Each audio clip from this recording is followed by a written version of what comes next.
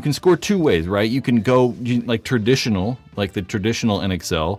You go all the way to their team side and you hit the buzzer. You're going to get 7 points for that. And then there's also a buzzer in the 50 snake. So if you hit that buzzer, you get 3 points. But the other team can actually regain that position and then hit the buzzer. You can kind of see that buzzer laying there on the ground.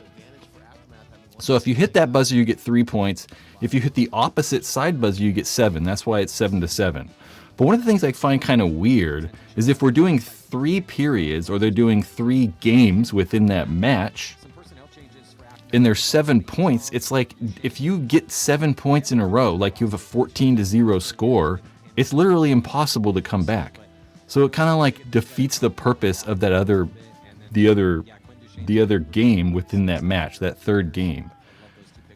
So it's a little bit odd. I think that in like a lot of traditional sports, you have the opportunity to come back. You know, like watching basketball, you could be down 30 points with 3 minutes to go, but it's possible to come back. You know, it's not like the fourth quarter is totally pointless.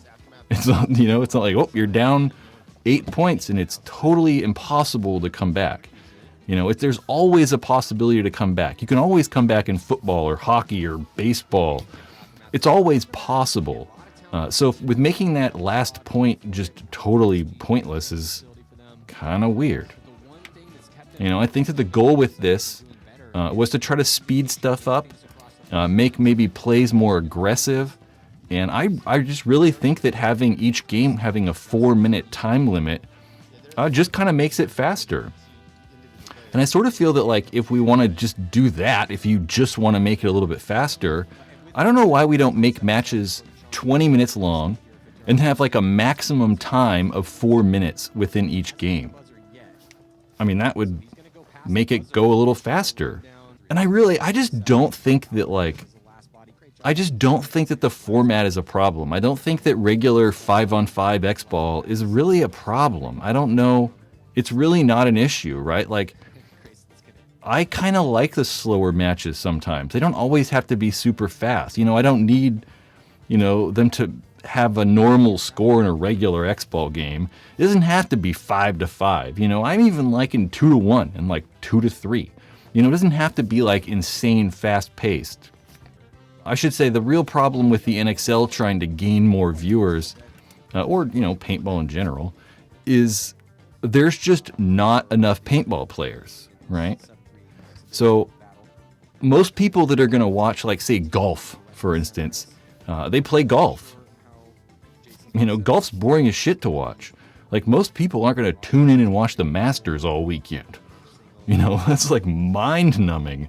But if you're a golfer, you're going to, you know, maybe watch the Masters because you kind of understand what's happening. You know what's going on. You kind of get the context of stuff. And I think that that's the most important part, is us trying to just get more paintball players to, you know, not necessarily like make this more watchable or make like the NXL more watchable. I think just having more players would be more important. And I think that that really starts at the paintball field level. It's not going to start like this, because even if like this is literally the coolest thing ever, right? It's like, oh my God, the NXL figured it out. And it's like, now the NXL is better than everything. It's better than hockey, and it's better than baseball. It's better than sex. It's literally the best thing ever. You know, if no one like plays paintball, no one's going to watch it.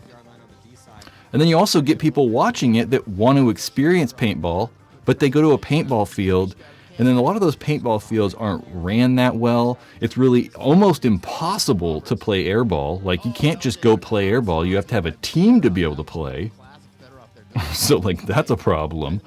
But I think it really starts kind of at that, like, we'll say grassroots kind of like local level, and to try to get these paintball fields to be a little bit better, right? I mean, we see that locally here, you know, in Northern California. There's, I don't know, probably like 20 paintball fields within like 3 hours of me or something like that.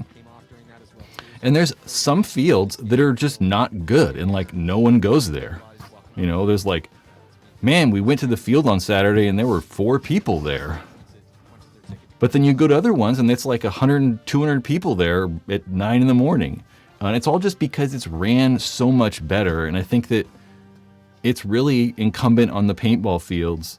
And it's really kind of like up to them if paintball is going to get bigger. But it's also very difficult to, put the blame on them or, force any of these paintball teams to do a better, or paintball fields to do a better job, because they are businesses, right? It's hard to just be like, just do better, just do a better job. Because it's difficult, right? I mean, they're like, well, we got overhead and like, this isn't like my full-time job. And, there's a bunch of reasons why, the paintball fields aren't as good as they could be, or why there's like a big discrepancy between some fields.